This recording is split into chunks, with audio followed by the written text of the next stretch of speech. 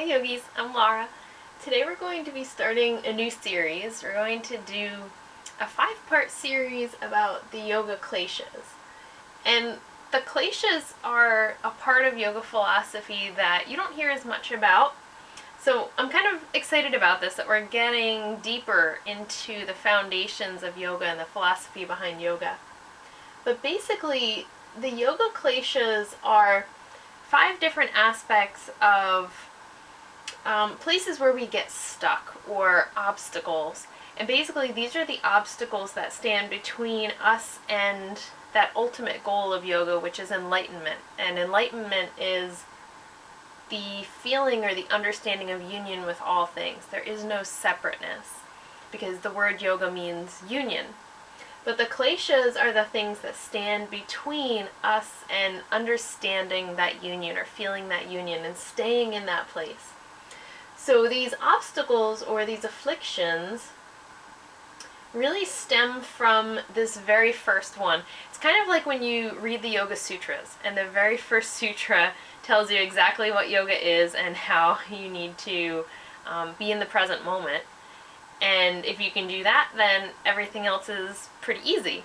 So the same thing kind of goes with the kleshas. If you can get a handle on this first klesha, then all the other ones will be pretty easy to overcome. But Avidya is the mother of all the other kleshas. It's the root of all suffering that we experience in this life. And Avidya means to lack wisdom or to not be wise. And this ignorance that we experience is the ignorance of understanding our true self. It's that loss of awareness that deep down at our core, we are this unchanging soul. And in yoga, we very much see ourselves as being a piece of the divine. When we bow to each other and we say namaste, we're saying that the divine light within me acknowledges the divine light within you, that we see that piece of the divine within each other. This is really understanding and knowing and experiencing that divine light within yourself.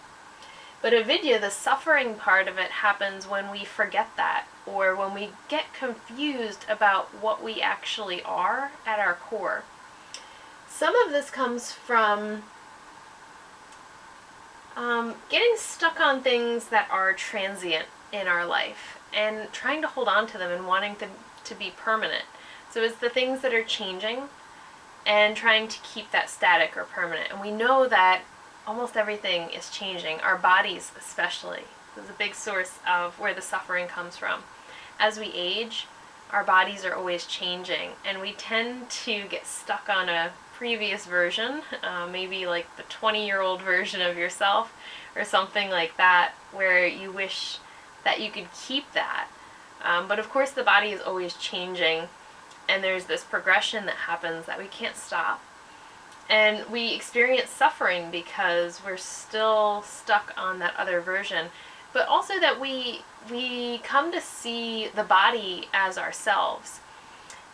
And when we studied the Koshas, this is why I wanted to do the sequence in this order. If you think back to the Koshas, the body is that outer layer of the Koshas. It's the very first layer of our being, and it's not the true self. It's one of those things that wraps around our soul or our core, but it's not the true self.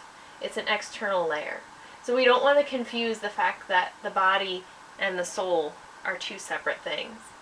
We can really go down the layers of the koshas in that exact same way. So the next one being the energy layer, or the pranamaya kosha. And our energy level is always changing. During the day it might be a little higher, it starts to get a little bit lower at certain points. Throughout our lifespan, our prana fluctuates, our energy level fluctuates. So that's something that's also kind of transient. And then the mind, of course, we know that the mind likes to go all over the place, and it jumps from thought to thought, and there's all sorts of emotions and feelings, and those are the ripples that we talk about, those changing states of the mind, those waves that come to the mind. So we know that the mind is something that changes a lot. For the good as well, because throughout our lifespan, we gain knowledge and we gain experience. So that's a way that we can look at the change in a positive light instead of just thinking of that change as more of a decay, which has a very negative connotation for us, watching things deteriorate. But that's all part of the natural process. So then we go down to the next layer, the wisdom layer, and there is this changing in the wisdom. We know that when we are younger, we don't necessarily have that strong connection to your gut feeling, to your inner voice. As we get older and we gain more experience and we go through some of the trials of just life and experience, you can start to understand how to connect to that more strongly. So there's a change with that as well. And then bliss, we have fluctuating attachment to our inner happiness or our bliss. Different experiences that we have are going to impact that to a point. Of course, the kind of bliss that we're talking about with the koshas isn't so much the kind that is increased or decreased by external circumstances, but our connection to it and our awareness of it can definitely change. And then when we get down past those 5 layers, that core inside there, the self or the soul, in yoga sometimes we'll call it the Atman, it's the true self, the capital S self. That's what we're talking about here.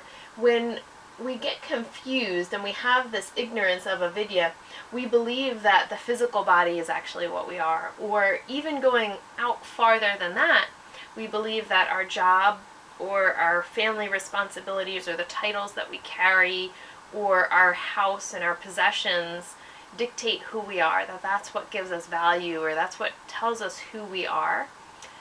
That's where this confusion comes in, because jobs will change and family structures will change, relationships will change. All of those things are going to shift throughout your life. And a lot of times when a big piece of that picture changes, you might have sort of an identity crisis or this strong discomfort that comes up when you don't have that job title anymore or you're not fulfilling that certain role that gave you a strong sense of identity. But this whole practice is about using meditation, using yoga to build an awareness that we are not those things, that those are aspects of our life and those are aspects of our experience of this existence, but that's not the true self. That's not the core of who we are, because that core is so deep within ourselves that it is unchanging. That's the only thing that is really eternal and enduring. So the confusion happens when we get stuck on things that are actually changing and flexible and we want them to be permanent. That's where we start to see this suffering coming in. And sometimes we'll call it a spiritual amnesia, because in yoga we see the person as a very pure entity, like when a baby is born, very pure and perfect. And a baby knows what it is to be in the moment and to be connected to their breath and to move organically. They don't have all of these constructs and filters that they have to see through yet. Those are things that we pick up as we get older. And attaching to our different roles and our jobs and our possessions happens as we get older. That's where this amnesia comes in. We get that confusion of what we actually are and what is outside of ourselves. So the practice that I like to do to remind ourselves of this core, of this stillness, is to go down the koshas, to go down those layers of our being and to acknowledge each one of them so that we can practice moving in that direction. And the more frequently you pause and reconnect to your center, the easier that's going to get in the long run. And the less frequently we'll find ourselves in that space of forgetting who we actually are versus who we think ourselves to be. And this is all coming from one of the foundation texts that we use in yoga, the Yoga Sutras. And this is found in the 2nd chapter, and it's the 4th sutra. So the sutra basically says that ignorance is the breeding ground for all the other kleshas. And then it goes through some of the different aspects of the specific kleshas. the ignorance of the self, and the other ones that we're going to go over in the upcoming weeks. But this first one is about confusing the self with the non-self, or the core of the koshas with the external layer of the koshas. Confusing what is pure and what is not pure, or confusing what is eternal, or the soul, versus what is temporary, like the body. There's a mantra that I really like to use frequently in my practice, and it is the phrase, I am not my body, I am not my mind, I am the eternal self.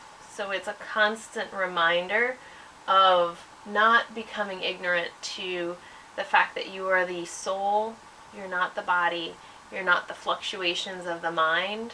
Those are just layers that you're wrapped in. That's part of this human experience. So the practice is going to start on the external koshas, work down, doing a pose or a movement for each kosha, and then we're going to go back up to the top. We'll go down and up. Just as a way to connect on each of those different layers. While you're doing this practice, what I want you to think about are these two different terms that we have in yoga. And now we're really getting into a yoga vocabulary lesson here. So Purusha is a word that we use for pure consciousness. You can think of it like the soul, or a lot of times I'll refer to it as the true self, or the capital S self. But you can fill in the word that works for you for that. But Purusha is that deep, eternal core that's underneath all of these layers. Everything that doesn't fit into that category is over here, which is Prakriti. So Prakriti is the material world. It's all of the external layers of the koshas. It's your house, it's your car, it's your physical body, it's your environment, all of the things that are around you. This blanket, the couch that I'm sitting on, all of those things fit into that area of Prakriti. So we don't want to confuse these two things. The understanding of Avidya is knowing Purusha to be your center, and knowing everything that is Prakriti to be external to that. And once you understand that, and you stay aware and you stay connected to Purusha, or that inner self, then you won't be as thrown off by those fluctuations and those changes and that constant evolution that happens in your life. The changes that our physical body goes through as we get older, the changes that happen in our jobs, our financial changes, things that seem so important and so stressful, just knowing them to be on these outer layers, and no matter how catastrophic those events seem, it's not something that can work its way all the way down into that core. The pure consciousness is always going to be left unchanged and intact. So depending on what your personal belief system is, or if you follow a certain religion, there are a lot of different ideas about what happens after we die. The prevailing concept in yoga being reincarnation, that the soul, being eternal, just moves from one vessel to another. Or I've heard it described as like you're in a vehicle, if you're in a car, and when you come to the end of your life, it's like you get out of one car and you step into another car, and then you go on your journey in that vehicle. So if that speaks to you, that's something that you can think about. But if it doesn't mesh with your personal idea system, you can kind of find a different way to spin this so that it works for you. But this whole practice is really focused on getting down into the core of who you are and constantly reminding yourself of that, not letting the external things throw you off your center. I think the easiest way to understand this concept is thinking about what you feel like at the beginning of your yoga practice. When you walk into the yoga studio, or when you come home and you roll out your mat, what do you feel like right before you start your practice? Usually the mind is pretty busy. We have areas of tension in the body. It's that feeling of, I really need a yoga practice right now, right? So things might really be bothering you, and you might be upset about certain things, or you feel like it's really important, that there's some kind of a problem or an issue. As you go through your breathing exercises and you go through your postures and your movements, and you build up heat and then you cool yourself down, and you get to Shavasana, you get to the end of your practice and you do that deep relaxation. When you come out of Shavasana, there is this clarity and this space, and you feel that peace kind of wave over every other part of your body. And you've let go of all those things that were clinging to you, all of those things that you picked up, the things that were seeming so important and so stressful before you did your yoga practice now seem lighter and more manageable. And that's because when you get to the end of your practice, it works you down these layers and it gets you closer to the true self. Because when we work from our core, when we're centered around that space, things don't throw us off as much. It's when we start to move out to the periphery, if we're very connected on a physical level only, or only to our energy, and we stay out on those outer levels, things throw us off a lot more easily. So think about that difference between before you practice and after you practice, because the practice helps you to let go of this ignorance of self. It reconnects you to self, and then you feel so much more stable and centered. So I hope you'll be able to join me for the practice. It's just about 20 minutes. It's not a very long practice, but it'll help you to understand how that all fits together in the scope of what we do on our mats. So thank you for joining me. Namaste.